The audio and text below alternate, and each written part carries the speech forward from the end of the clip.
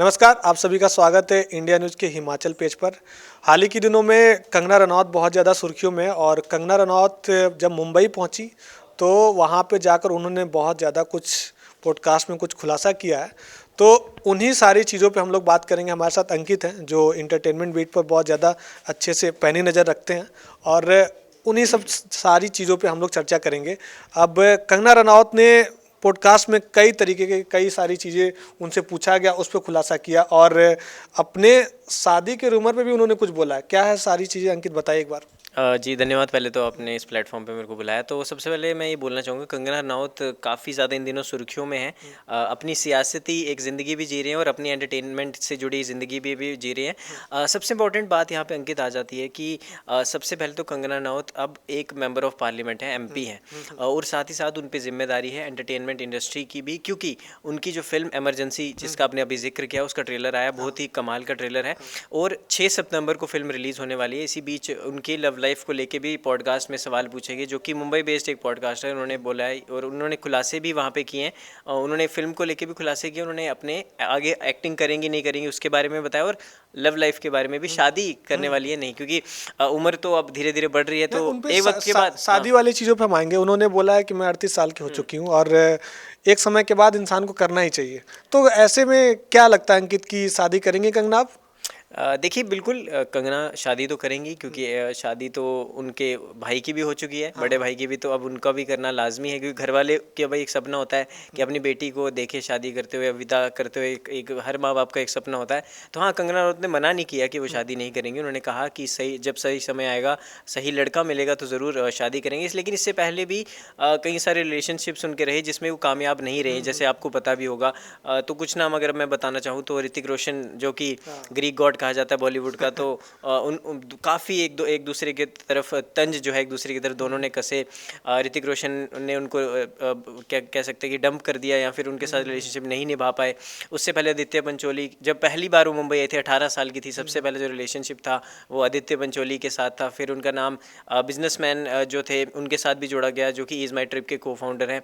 तो ये तमाम जो नाम है, एक आप लिस्ट बनाते जाएंगे तो और लंबी होती है। ऐसे तो अध्ययन भी हैं, जो भी वो भी उनके राज फिल्म में 2009 में उनके साथ काम किया था। तो लिस्ट एक के बाद एक लंबी लिस्ट है। लेकिन हाँ, अभी मुझे लगता है कि शादी तो वो ज़रूर करेंगे, लेकिन हाँ, जब सही समय आएगा और सही जो एक कह सकते हैं ना हमसफ़र जब मिल जाएगा, तो तब वो शायद शादी करेंगे। और शादी की देखो कोई उम्र होती नहीं है। मतलब एक तरीके से अंकित अपनी पुरानी चीज़ों से वो निकल गई हैं और चाहती हैं कि कुछ अच्छा स्टार्ट किया जाए। क्योंकि देखो, मूव ऑन तो अंकित ज़िंदगी का पार्ट है। आप मूव ऑन करेंगे तो आपके पास 100 चीज़ें आएंगी, 100 अपॉर्चुनिटीज़ आएंगी। तो ऐसे उनकी फिल्म को लेके भी अगर बात करें तो फिल्म भी पहले रुकी, कितनी सारी रुकावटें आई, लेकिन अब फाइनली 6 सितंबर को रिलीज़ हो रही है। तो ऐसी ज़िंदगी है, रुकावटें आएंगी, रिजेक्शंस आएंगी, लेकिन आपको चलते रहना है। और वैसे भी अब वो पॉलिटिकल और पब्लिक दोनों की जिम्मेदारी है, तो वो और अब एक और जिम्मेदारी आ सकती है अगर शादी करें अच्छा तो। अंकित, ट्रेलर लॉन्च के बाद कंगना रनौत काफ़ी भावुक नजर आई और उन्होंने बताया कि इस मूवी के लिए मैं अपना घर भी बेच दी थी। बिल्कुल बिल्कुल, अपनी मूवी के लिए उन्होंने अपना घर भी बेच दिया और बोला गिरवी कि रखा है। मैं इससे कमा के वही घर फिर से खरीदूंगी।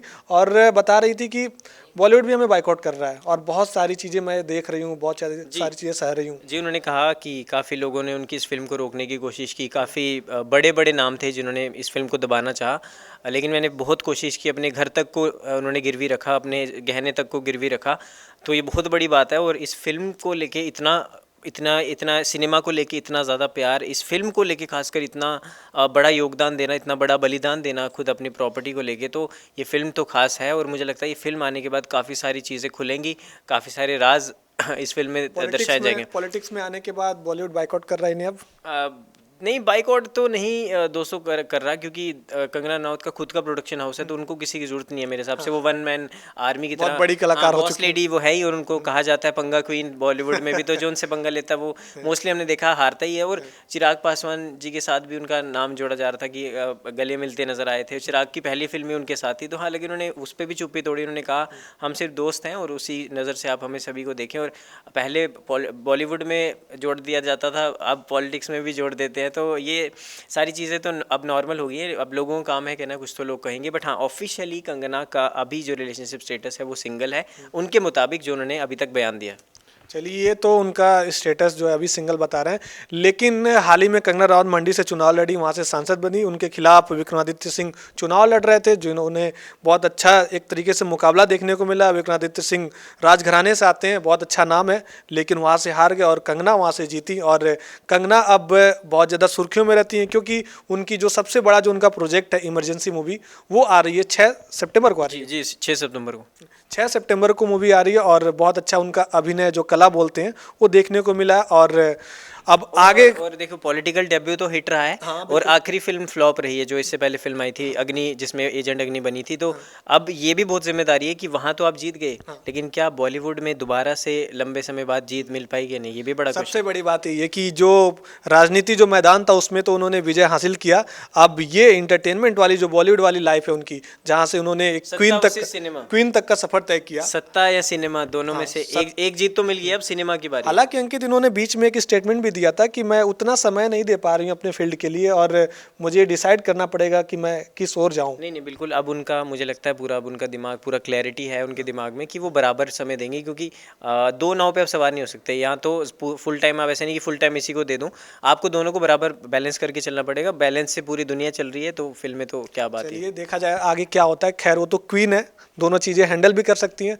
अब आगे क्या होता है क्या नहीं होता, उनकी जो लाइफ होती है कैसा होता है आगे का, उस पर तमाम अपडेट्स हम आपको देते रहेंगे। आप देखते रहिए इंडिया न्यूज़ हिमाचल प्रदेश।